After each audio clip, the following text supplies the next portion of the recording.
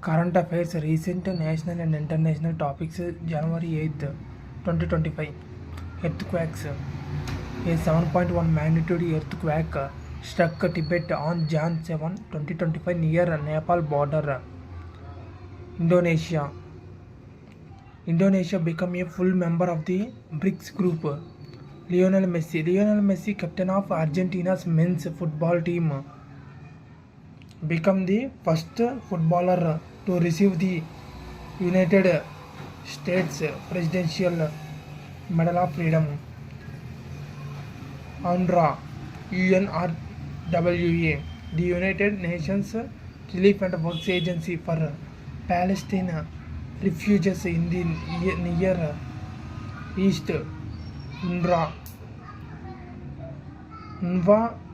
is at risk of closure due to new Israeli legislation.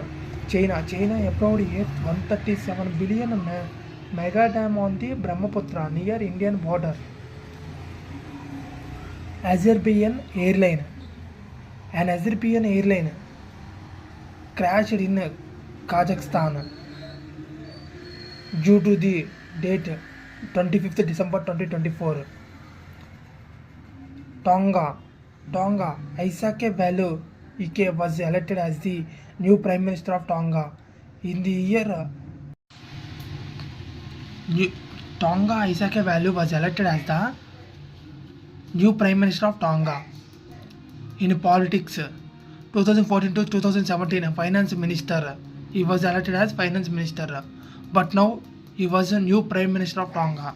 India and Kuwait were elected ties Kuwait to a strategic partnership of politics. India and France are collaborating to establish the world's largest museum. Japan and India are collaborating to address space debris.